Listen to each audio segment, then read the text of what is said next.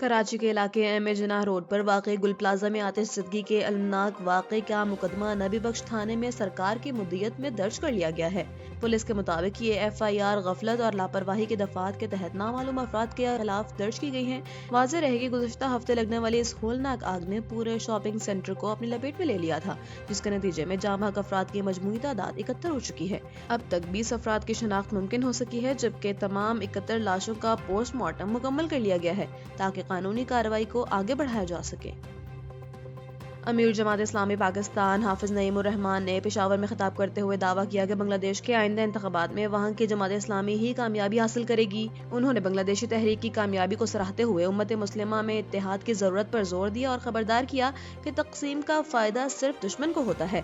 حافظ نعیم الرحمان نے غزہ پیس بورڈ کی تشکیل اور اس میں حکومت پاکستان کی شمولیت پر کڑی تنقید کرتے ہوئے سوال اٹھایا کہ اتنے اہم فیصلے پر پارلیمنٹ کو اعتماد میں کیوں نہیں لیا گیا۔ انہوں نے ملکی معیشت اور توانائی کے شعبے پر بات کرتے ہوئے انکشاف کیا کہ قوم نے اس بجلی کے عوض میں 2200 ارب روپے دیے جو کبھی پیدا ہی نہیں ہوئی۔ پاکستان کی تاریخ ساز نیوز کاسٹر عشرت فاطمہ نے ایک دہائی طویل وقفے کے بعد دوبارہ پی ٹی وی کی سکرین پر واپسی کر لی ہے۔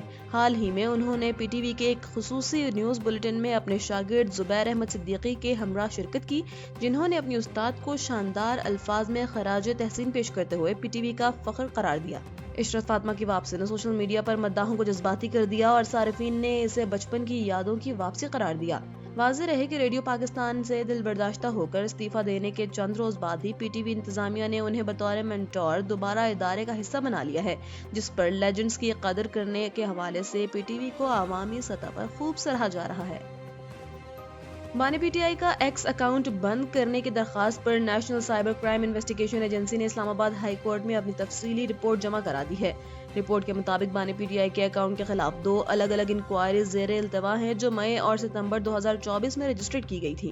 این سی سی آئی اے کا موقف ہے کہ تحقیقاتی ٹیم نے اس سلسلے میں متعدد بار اڈیالہ جیل کے دورے کیے، تاہم بانی پی ٹی آئی نے ان کے ساتھ تعاون نہیں کیا اور یہ بتانے سے گریز کیا کہ ان کا سوشل میڈیا اکاؤنٹس ان کی غیر موجودگی میں کون آپریٹ کر رہا ہے۔ ملک کے بالائی علاقوں میں شدید برف باری اور لینڈ سلائیڈنگ نے زندگی مفلوج کر دی ہے، جہاں چترال میں ایک افسوسناک واقعے میں برفانی تودہ گھر پر گرنے سے 9 افراد جاں بحق ہو گئے ہیں۔ خیبر پختونخوا، آزاد کشمیر اور گلگت بلتستان میں کئی فٹ برف پڑنے سے رابطہ سڑکیں بند ہیں، جبکہ شاہراہ قراقرم پر سینکڑوں افراد اور گاڑیاں پھنس کر رہ گئی ہیں۔ ایک طرف جہاں سوات اور مالم جبہ جیسے مقامات پر مناظر حسین ہوئے ہیں، وہیں میران شاہ اور میر علی میں کئی سال بعد ہونے والی برف باری نے سردی کی شدت میں اضافہ کر دیا ہے۔ بلوچستان میں برف باری تھمنے کے باوجود سائبیرین ہواؤں کی وجہ سے شدید یخ بستی ہے، جس سے پائپ لائنوں میں پانی جم کر رہ گیا ہے اور زیارت جانے والے سیاحوں پر عارضی پابندی عائد کر دی گئی ہے۔ پیپلز پارٹی کے سینیٹر سلیم مانڈوی والا نے واشنگٹن میں ہونے والے پاک امریکہ انٹرا پارلیمانی ڈائیلاگ کے بعد امید ظاہر کی ہے کہ امریکہ جلد ہی پاکستانیوں پر عائد امیگریشن ویزا پابندیوں کو ختم کر دے گا۔ میڈیا سے گفتگو کرتے ہوئے انہوں نے بتایا کہ پاکستانی شناخت کا غلط استعمال کر کے امریکہ آنے والے افغان شہریوں کا حساس معاملہ بھی امریکی حکام کے سامنے اٹھایا گیا۔ اس ڈائیلاگ میں سینیٹر رانا محمود الحسن نے بھی شرکت کی، جہاں تجارت، سلامتی اور پارلیمانی تعاون بڑھانے پر زور دیا گیا تاکہ دونوں ملکوں کے عوامی نمائندوں کے درمیان ہم آہنگی پیدا ہو سکے۔